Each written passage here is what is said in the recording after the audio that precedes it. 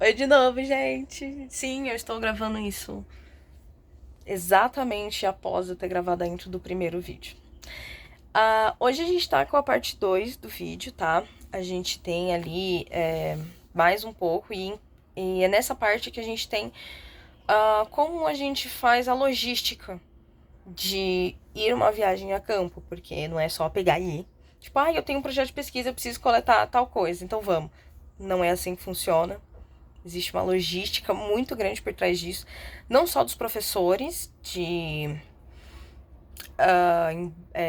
separar barco, ir pra base, coisas assim do tipo, mas também sua. Você é aluno. Tem logística disso também. Então, você precisa saber exatamente onde vai coletar, o que você vai coletar, quais equipamentos você vai precisar, quantos de cada coisa você vai precisar. Entendeu? Aí, muitas vezes, também o que acontece? Você tá indo coletar em tal lugar? Você pode coletar pra mim tal coisa? Então, muitas vezes isso também acontece porque lá no IO a logística da gente alugar barco, ou alugar a base, ou tipo, marcar, separar a base e tudo mais. Aí meio que acaba aproveitando, ou tipo, um faz uma coleta muito grande pra vários, enfim. Então, fiquem agora com a parte 2 do vídeo. Deixa o like, compartilha com seus amigos, ou fala, lembra aquele vídeo lá? Saiu a parte 2.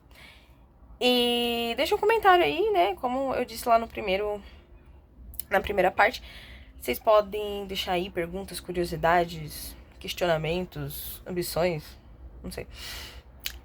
Então é isso, gente. Fiquem aí com a segunda parte. E eu acho que o próximo vídeo, inclusive, vai ser de volta às aulas. Porque é literalmente minha última semana de férias. Hoje é terça, segunda eu já começo minhas aulas. Enfim. Beijo, gente. Até o próximo vídeo. Esse aqui é disco de série, não sei se vocês conhecem, para medir a transparência da mar. Então vocês abrem criado de baixo, ele subir, sobe de novo, a última aparição dele é a metragem. Vocês vão subir, voltando o carro e anotar. Aí a partir daquela anotação, vocês vão determinar a porcentagem de luz para vocês fazerem a coleta de água até 1% do lixo, onde ocorre a fotossíntese. Então vamos dizer, o SEC, por exemplo, deu 10 metros, você vai ter a atenuação da luz na água, né, quando ela bate na água, vai ter a atenuação, e 75% da luz vai estar em 1,69 metros, 50, 4,8, sucessivamente até 1%, 27,09. Ela vai sofrendo toda aquela atenuação, depende do material particulado que tem na água. E aí, a partir dessa tabela, vocês vão fazer a coleta de para clorofila, material de suspensão. Aí vamos nessa garrafa. E são as garrafas, elas sabem pegar oxigênio, salinidade. Algumas coisas não servem para pegar mas o oxigênio é excelente porque ela em reversão, então ela trata de uma tal forma que a amostra não vai absorver o oxigênio da atmosfera. Então ela vai ser uma amostra perfeita. Então ela é de reversão.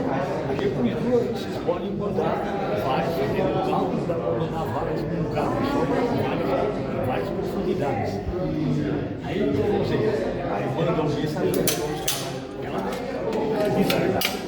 travou, fechou em 2 metros, aí a partir desse desbravador você põe na saída, abre o respiro e esse frasco de oxigênio tem que colocar tirar toda a bolha de água, mudar de baixo, tirando até ele preencher. A hora que preencher, ele tem que coloca no frasco e depois tira, que esse é o volume dele. E você inocula os reagentes, que são aqueles lá que estão no oxigênio. Aí fecha, aqui ela fixada aqui, você tem 12 horas para analisar. Então não se preocupe, aos pouquinhos, na hora da análise, que o sulfato vai ser voltar. Aí pega daqui mesmo, vai pegar essa aqui é a garrafa de coleta que vocês vão pôr no galão para fazer a clorofila, a distribuição. Eu já deixei aberto, então ela tem aqui, você abre, prende aqui o sistema e desce e liberta. Ela vai descendo, ela tem a troca de água, então vai chegar no ponto lá, vai estar naquele local mesmo. Aí você manda um mensageiro lá de cima, e vão se ajustar. Fechou. Aqui você puxa para cima, aí pega o galão e começa a recolher água para depois ir no laboratório e aí fazer as análises de oxigênio,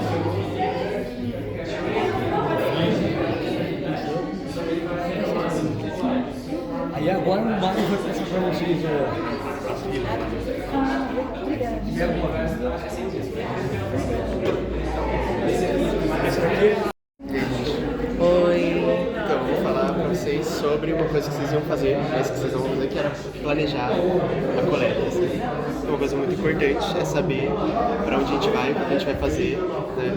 Porque a gente tem ideia do que é o mínimo, porque muitas vezes a gente não pode fazer tudo o que a gente quer, isso é verdade. Então a gente tem que saber muito bem o que a gente precisa. E esse é o planejamento. Se a gente tiver dinheiro, verba limitada, a gente faz tudo. Não poder. Então, aqui é uma coleta passada de atividade embarcada, que a gente fez coletas em torno ao redor, né, dos emissários submarinos de Santos e Guarujá. Então a gente fez a coleta planejada para fazer alguns pontos em torno, né, para fazer coleta de plâncton, para análise de clorofila também, a coleta de água. E aí, tendo em vista onde a gente quer ir, o que a gente quer pesquisar, a gente vai planejar nossa coleta, nossos pontos de coleta. Esse aqui são os pontos que a gente teria feito em campo lá em Santos, no estuário.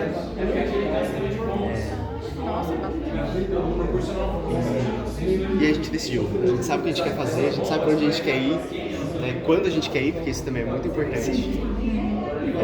A gente vai fazer uma lista de materiais a serem embarcados.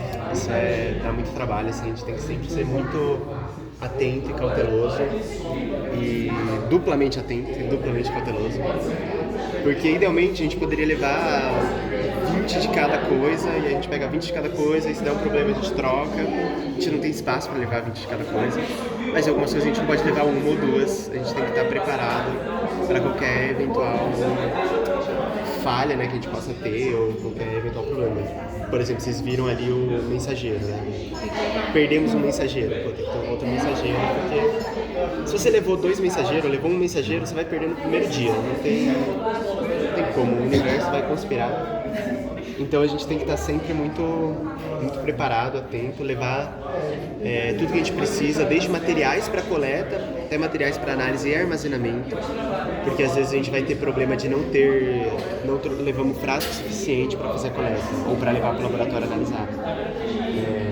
Não levar material de proteção ou luva de borracha, por exemplo. Às vezes você esquece a luva de borracha, aí você vai pegar com a mão alguma coisa. Então a gente está sempre preparado, tanto para as coletas, mas às vezes até análises que a gente vai conseguir ou precisar fazer a bordo.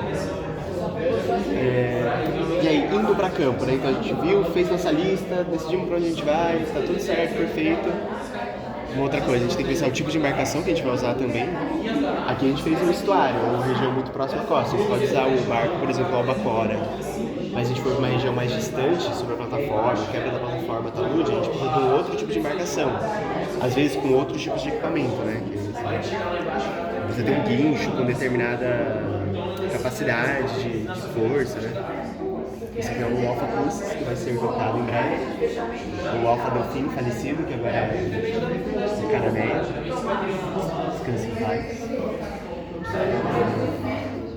E a gente foi lá, a gente chegou, tá tudo certo. A gente já acertou com o navio, já fizemos contrato, já colocamos todos os equipamentos, levamos, perfeito. Jantamos o primeiro dia lá no bar, vamos viajar para fazer coleta. Quem vai trabalhar com esses dados? Nem sempre é a gente. E muitas vezes vocês trabalham com dados que vocês não coletaram, foram coletados há muitos anos e tudo mais. E muita informação se perde. Então é responsabilidade nossa, quando a gente está lá coletando, de deixar tudo que a gente pode e consegue registrado.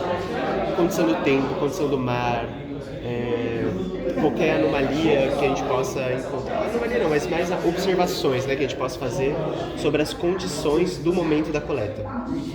Ou às vezes condições, por exemplo, sobe uma garrafa, a garrafa sobe meio aberta, então você tem que falar, a garrafa não fechou completamente, garrafa tal. E deixar tudo mais registrado possível, e para isso servem as fichas de bordo.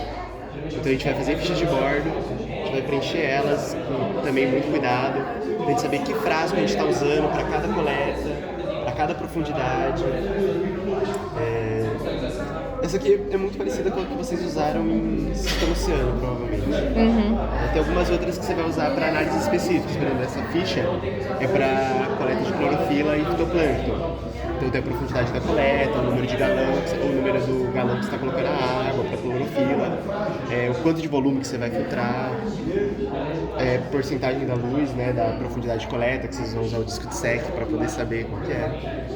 Então são várias coisas que a gente tem que tomar atenção. E aí aqui algumas tabelinhas das condições meteorológicas e estados do mar, que a gente sempre fala o número, né? Mar 0, Mar 1, Mar 2, mas aí tem uma descrição, tem um negócio tirado assim completamente da nossa cabeça. Então tem uma análise um pouco mais objetiva do que seria o mar em cada condição. E aí é isso que eu vou. E aí algumas ferragens assim que são importantes pra gente usar, porque muitas vezes a gente vai aprender coisas que são muito pesadas. E, por exemplo, o CTD, né, vocês viram, ele tem uma manilha de ferro, não é preso só num cabo. Então a gente vai usar algumas ferragens para prender os cabos, unir cabo, né? Tem aquele negócio 16 ali que chama espicha, que é de onde vem o verbo espichar, eu acho. Mas ele serve pra, abrir cabo, assim, né? Então você pega, por exemplo, esse cabo daqui, ele não tá preso, né? Se eu tivesse entrelaçado um cabo no outro, eu estaria fazendo um negócio que chama de mão. E aí, pra fazer a mão, eu teria que abrir o cabo. Eu provavelmente usaria uma espicha e, dependendo do tamanho do cabo, um martelinho também pra poder abrir, pra poder entrelaçar essas duas partes do cabo, né? E aí ele seria uma coisa totalmente unida. Assim. E aí meio que é isso, assim, algumas coisas. Espero que vocês planejem muitos embarques futuramente. E alguma dúvida, questão? Tudo bem? Tá todo mundo me vendo e me ouvindo? Não, olha lá. É pra perto. Faltou bem? Venham pra perto. Então, você não sei. Você foi Sistema Oceano 2? Perfeito. Então, todos vocês tiveram uma experiência embarcada com rede, certo? Para fazer coleta. Quero que vocês me contem um pouco o que vocês lembram dessa experiência. Dos guinchos colocando a rede, desenrolando a rede para não também dar errado. Tem aquela rede que tem a captura tipo tartaruga. Isso, a gente pode colocar um dispositivo de exclusão na rede. Ótimo. Mas que mais? Como é que ela funcionava? Vocês se lembram de alguma coisa fazer isso aqui, ó? Sim. E quantas redes tinham, na verdade, no barco naquele momento? Tinha Duas, né? Era uma de cada lado. Duas, uma em cada um desses braços, né? Então, o barco que opera esse tipo de rede, né, é uma embarcação e essa rede se chama tangone. Então, assim, normalmente é um barco com duas redes. Então, assim, você tinha um par de portas pequenininho, quer dizer, pequeno, razoável, e a rede, o outro par de portas e a rede e o dispositivo de exclusão em uma delas, tá? Eu vou mostrar um esqueminha aqui para vocês que a gente pode ter algumas variações desse tipo de equipamento. Eu já tinha mostrado para vocês na aula, né, mas assim, ó, esse equipamento que está mostrado aqui, ele é exatamente assim, olha, é uma embarcação tracionando a rede, uma só com uma rede, tá? O que vocês viram era um barco e duas redes, parecidas com esta aqui, só que uma de um lado e outra do outro da embarcação, tá? Então agora, a gente pode ter um outro sistema, que é o que a gente chama de sistema de parelha, em que você tem os barcos aqui ficam emparelhados, eles ficam pareados e numa mesma velocidade e numa mesma derrota. Então eles estão sempre, né, no mesmo rumo aqui, que é o caso aqui. Então são dois barcos operando uma rede só. Então eles têm que estar muito coordenados, porque a rede é única, não pode se distanciar, porque a rede vai rasgar, né? Não pode chegar muito perto, que a boca da rede fecha. Então eles têm que operar de um jeito muito combinado e coordenado. E tem um terceiro método, que é um pouquinho mais chato, mas eu acho que vocês talvez se lembrem, do Procurando Nemo. Lembra quando trouxeram a Dory para dentro e o barco ficou perambulando? Então é um arrasto que você faz pela lateral e aí você puxa a rede para dentro pela lateral. O sistema de guincho está colocado na lateral para que você possa puxar a rede para dentro. Então são formas diferentes, mas que no fundo usam a mesma ideia por trás, que é fazer uma rede de arrasto que vai trabalhar no fundo. Então, com peixes que estão associados ao fundo, ou são demersais, né, ou são bentônicos. Então, são duas formas. Por que bentônicos? Vamos olhar aqui para esta rede que está aqui, que é igual a rede que vocês viram no barco, só que numa dimensão muito maior. Então, essa daqui é operada no Alfa Crucis. Então, é uma rede grande, certo? Então, olha o tamanho dessa porta. Cada porta tem 100 quilos aproximadamente. Então, a gente tem que contar não só o peso da porta, mas o peso da tralha também. Olha, todas essas correntes têm um peso grande, então isso ajuda e garante que a porta vá para o fundo, né? Ela tem que ficar, ela não vai encostar no fundo, mas ela tem que ficar numa certa profundidade. Agora, aqui a gente tem a rede e ela tem algo que é bem interessante para manter a parte de baixo que vocês viram lá na embarcação, né? Que é isso aqui. Segura. Uau! Caraca! Isso é uma tralha de chumbo, então ela é toda chumbada embaixo para que ela exatamente fique tocando a superfície de fundo. Pode pegar. Caraca, é muito pesado. É. Nossa. Segura mais. Então, ela é bem grande e tem vários pontos com chumbo. Tá? Agora, do outro lado, ou seja, na parte de cima da rede, você vai ter a boia, tem uma boiazinha ali. Né? Então, essas boias, então a rede ela tem que abrir a boca. E como é que faz para abrir a boca? Muito simples. Chumbo pesa para baixo, boia para cima, então a boca da rede abre neste sentido, no sentido vertical. Agora, no sentido horizontal, como é que ela abre? São as portas. Então, a porta tem que descer num ângulo certo, imagina, né? Ela está aqui, tem um desenho muito tosquinho da porta, mas a porta ela tem que ficar numa situação, ela nunca desce assim, ó, paralela, ela costuma descer assim, para que a rede... Então, vertical, tralha de chumbo e tralha de boia, e horizontal pelas portas. E aí você faz o arrasto, né? Então, quero que vocês notem uma coisa. A porta, ela é presa na rede, como vocês estão vendo, e lógico que ela também é presa no barco, né? Então o barco tem um sistema de guinchos, que pode ser um sistema único de guinchos, um esquema duplo, 2 guinchos. Quando é 2 guinchos é muito mais fácil. Você prende essa porta aqui no cabo do guincho, essa outra no outro cabo, e os 2 guinchos vão operar. Também tem que tomar cuidado quem opera para sempre, ela tem que descer igual. Ela não pode descer torta, certo? Com mais cabo um e no outro. Então ela precisa ter essa orientação. Agora, o que eu ia falar aqui? Uma coisa que é bem importante, quando a gente só tem um guincho no barco, um só, a gente precisa prender esses 2 aqui de uma forma, em um cabo só, mas que ele tenha espaço para abrir a boca da rede, certo? Então a gente usa um cabo feito que se chama tesoura. Então a gente amarra as 2 pontas do cabo aqui, vai juntando o cabo bem lá mais para cima e faz um cabo só, e aí você gancheia esse no guincho mesmo. Então você tem uma forma de usar um guincho, mas operar uma rede que tem 2 portas. É super tranquilo, né? Agora vamos olhar um pouquinho para a rede, né? Então a rede, ela é feita de materiais diferentes. Vocês conseguem perceber a diferença dos materiais? Uhum. Esse aqui é mais. Eu aqui no fundo é mais. E a cor? Querem mexer na rede? É tipo nylon Esse daqui é nylon. Mas 2 são nylon, mas eles são iguais? Não. Tá entrelaçado, esse outro é. Esse daqui é mais Isso, mais simples. simples e outro mais entrelaçado. É. Então, assim, as redes, elas são feitas ou com este material aqui, que é nylon, simples ou com mais. Essa rede está emendada, né? Então ela está com cabos, corpos com fibras diferentes. Mas aqui, olha, a gente tem um outro ainda, que é um cabo mais de algodão, né? Então é uma outra forma de você fazer a rede. Agora, o que a gente tem que prestar atenção é que quando a gente toma conta da rede, esses materiais eles têm desgaste diferente.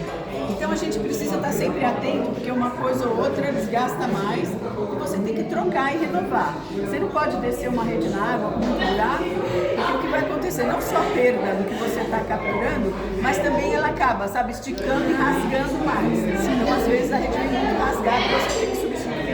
Então isso é muito importante, né? Como o Ian estava falando, ter uma rede só no barco não é muita coisa. A não ser que você leve um redeiro que possa consertar a rede. Não é uma ao vivo. Emendar uma rede. Não deve ser fácil. Não é. Então a gente leva uma rede extra e troca tudo, né? Troca a rede do bloco e troca uma nova. Agora, além do material ser diferente, a malha da rede é diferente. Acho que a gente já deve ter conversado um pouco sobre isso, né? Então a malha é diferente, a abertura é diferente. E aqui, se vocês olharem onde tem o paquímetro desenhado, tem a forma de você medir a malha. Então é importante que a gente saiba qual é a malha que a gente está usando. E assim, vocês têm que medir em várias partes da rede. Aqui nessa saída, né, que é a manga da rede, no corpo da rede, no saco da rede, para entender. Então assim, e você faz a medida nunca com a rede assim, você dá uma esticada nela. E nunca, quando você pega a rede, você vai medir, nunca é nó consecutivo, né? Este com este. São nós opostos, este com este. Aí eu faço assim, ó, um pouquinho e faço a medida da malha, tá? Esse e esse aqui. Isso, nunca é esse com esse, tá bom? Então na hora de medir a rede, não é aqui, você tem que medir daqui pra cá, esticado. Tipo losango? Isso, você tem que medir este comprimento aqui. Então é isso que é a malha que a gente considera a malha da rede. Então isso é bem interessante, né? Bom, as malhas são diferentes e assim, a rede, ela tem a manga grande, como vocês podem ver, tem vários desenhos aqui, ela tem isso aqui a gente chama de manga, e depois aqui tem o corpo da rede, e no fundo da rede a gente tem o saco da rede. Então é o saco que vai reter a maior parte dos organismos, né? Então o saco dessa rede é esse aqui, né? E o saco tem uma abertura, e vocês acham que, não sei se vocês aprenderam a fazer nó de saco de rede com o professor Mário. Então, talvez. Então, isso é uma coisa legal de vocês aprenderem, tá? Não vou fazer aqui agora, mas é um nó. A rede vai voltar bem fechadinha, né? E você tem que ser rápido normalmente nesse tipo de operação. Então, é um nó, se você puxa um lado, ele vai tirando, ele vai abrindo, e aí você consegue abrir o saco e para despejar os organismos aqui dentro. Então, veja, tem nós específicos e tem um monte de coisa aqui que vocês viram ali naquela mesa. Então tem anilha, tem distorcedor, tem várias coisas. A gente tem que ter espicha para tentar abrir aí se tem algum nó errado ou alguma coisa errada. Então é sempre importante a gente pensar isso como algo mais global, né? Então prestar atenção em tudo isso. E eu espero que logo a gente consiga ir para o campo e que vocês consigam planejar e montar os equipamentos para eu tentar ter isso bem claro com vocês. Tudo bem? Vocês têm perguntas? Dúvidas? Pra mim tá ótimo. Então, isso aí. Vou mostrar para vocês algumas redes de plantas. E nem todas a gente consegue usar lá na região da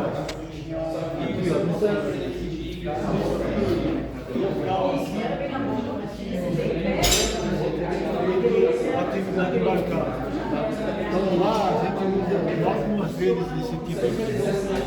Mas vou mostrar para vocês as outras redes, por exemplo, essa rede bambu, a gente usava bastante lá fora para fazer o fim. Então, existem várias redes de plâncton, cada um tem a sua função, né? Tipo de coleta que é feita. Então, basicamente, ele serve para fazer arrasto vertical, ou horizontal de superfície, horizontal de profundidade, ou coleta oblíqua. Oblíqua eu digo no sentido superfície, fundo, superfície. Onde é oblíquo. Então, para fazer arrasto oblíquo, o barco precisa se movimentar. Para fazer coleta vertical, o barco tem que estar parado. E se for horizontal, também ele tem que movimentar. Aí, dependendo da malhagem da rede, ele serve para um certo tipo de coleta. Então, por exemplo, se for uma malhagem muito fina, ele vai coletar fitoplâncton. Se for uma malhagem mais grossa, vai coletar os zooplâncton. Essa rede aqui, por exemplo, tem 100 micrômetros. Já não é tanto para fito, propriamente dito, é mais para microzooplâncton. Você tem 100 micrômetros, isso aqui tem 200, isso aqui tem 300. Vocês podem apalpar,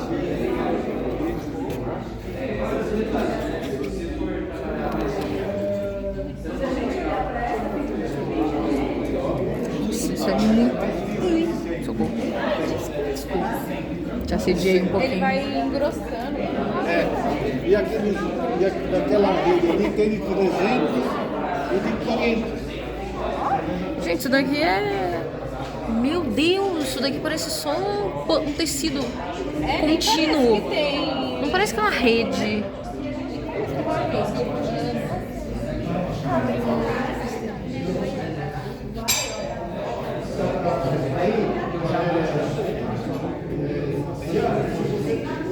Peso, né? Você repare que tem peso. Esse peso serve para fazer com que a rede afunde. Se não tiver peso, ele fica boiando na superfície. Então, como tem peso, ele vai afundar e depois vocês fazem o arrasto vertical. Nesse caso aqui, também é vertical, mas tem esse sistema do gatilho, né? Então, esse gatilho serve para fazer com que a rede fique estrangulada no meio. Está vendo aqui, está vendo? Fique estrangulada. Então, aqui a gente abaixa a rede até uma certa profundidade e aí você arrasta até um certo nível. Vocês querem pegar esses traços. Aí vocês lançam o mensageiro igual aquele ali. Então ele vai fazer o seguinte, ele vai bater aqui, descer, solta a boca da rede, mas como está com esse laço, Ele fecha. Ah, que tudo! eu vou mostrar aqui, ó. Que maneiro!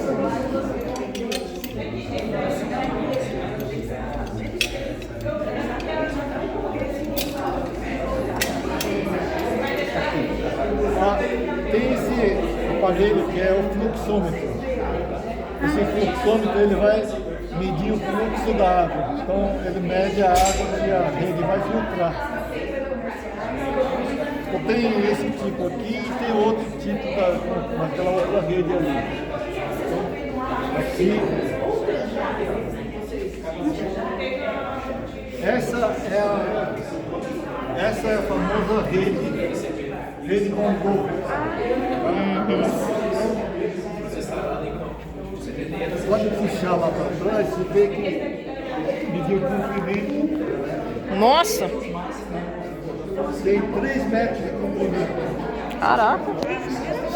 Mas a E a rede. parte, olha, essa parte aqui é cilíndrica e a outra parte é cônica. Então ele tem uma série de vantagens das redes que, devido a essa formação da rede, ele demora mais tempo para entupir. Então ele tem essa vantagem. Aí, essa rede que eu falei para vocês, ele vai fazer a rede de superfície.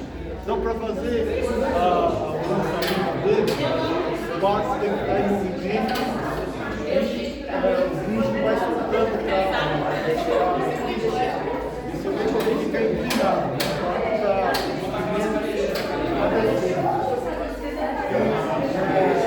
Então, vamos supor que vocês queiram fazer coleta com essa rede até 100 metros de profundidade.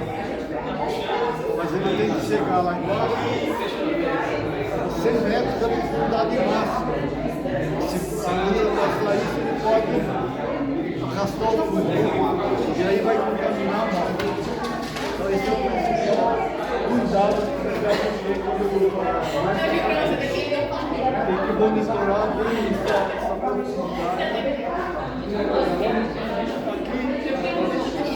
saber a metragem do cabo que você vai lançar.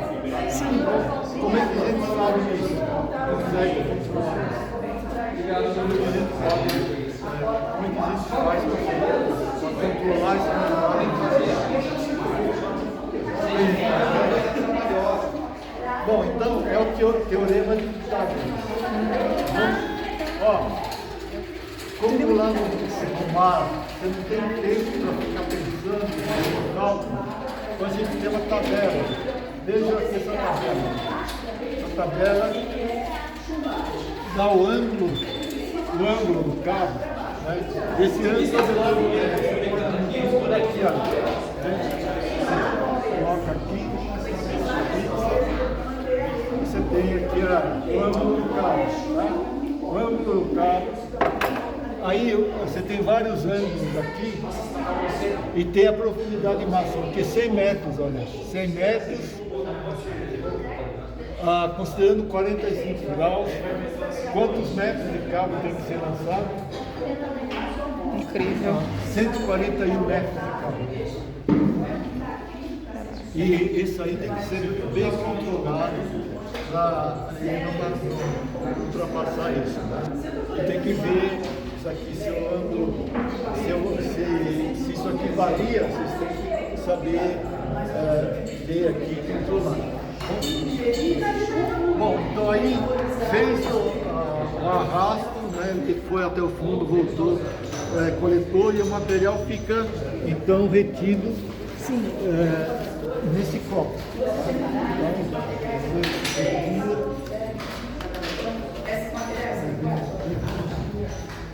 Pode retirar.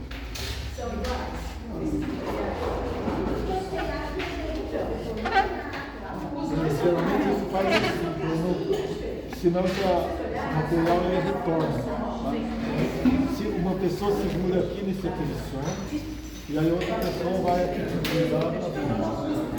Aí esse material você coloca, despeja aqui dentro, dá uma concentrada, boa concentrada na lavagem e coloca em frasco de plástico, porque se você tiver lá qualquer coisa, se o acidente cai, não vai quebrar. Vai... Então, aqui, vocês, antes de sair para a viagem, vocês colocam aqui uma quantidade certa de formol. Formol puro, né? Que você pega formol comercial. Então, a capacidade desse frasco é 1,5 litro, então vocês colocam 150 ml de formol. Aí, lá no campo, vocês completam com a amostra, a água, né? Completam tudo aqui, ele vai ficar uma concentração de 10% em relação ao formol que vocês colocaram. Como a concentração desse formol comercial que vocês compram já é de 40%, então na verdade ele vai ficar uma concentração de 4%. E aí depois que vocês voltam, a gente vem para o laboratório, a gente mede o volume desse material e guarda em frasco de vidro. Você transfere para frasco de vidro. E aqui está esse material que a gente coletou em toda essa região aqui, olha. Costa Sudeste, né? Costa Sudeste, você tem mais de 15 mil amostras coletadas com essa rede. Nossa rede já trabalhou bastante. E desse material aqui, depois, quem quiser trabalhar com tripé, com sal, com outro organismo, vem aqui, separa esse material e estuda. No caso nosso, como a gente trabalha com ictioplâncton, né? Ovos e larvas de peixes. Então, todos esses frascos que a gente tem. Essas larvas aqui, todas elas, realmente foram dessas amostras que a gente coletou.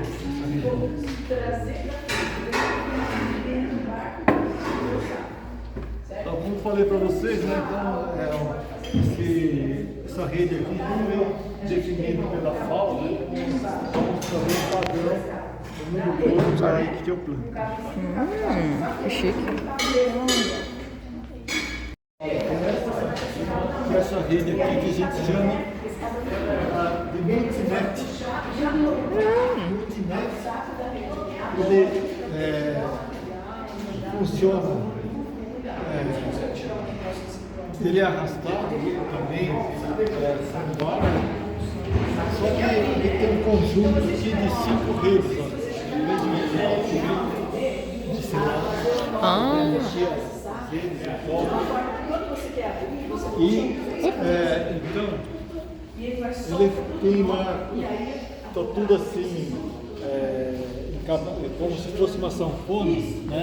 Então ele é acionado do convés através desse aparelho aqui, e esse aparelho é acoplado a um cabo eletromecânico, né? Que essa rede vai arrastar a rede, né? E tem um sistema aqui, desse cabo aqui, que acopla a um cabo que é eletromecânico, então ele transmite energia elétrica. Então, ele funciona através desse terminal, você aciona a rede. Você faz com que a rede abra, quando você abre um, aí fecha o outro. Ele vai, assim você vai mostrando as diferentes camadas.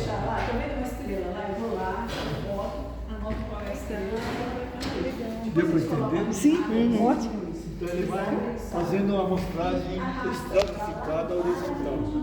Então nesse caso aqui, olha, foi feito um projeto Santos que foi feita a amostragem de 2.300 metros. Então, Chega tudo isso em Santos. então ele é acionado, né, por aqui, e você pode colocar redes de malhagens diferentes para coletar o ictioplâncton, para coletar o zooplâncton.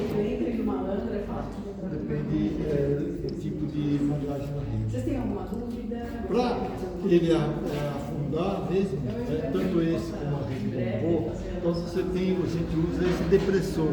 Então esse depressor faz com que a rede afunde.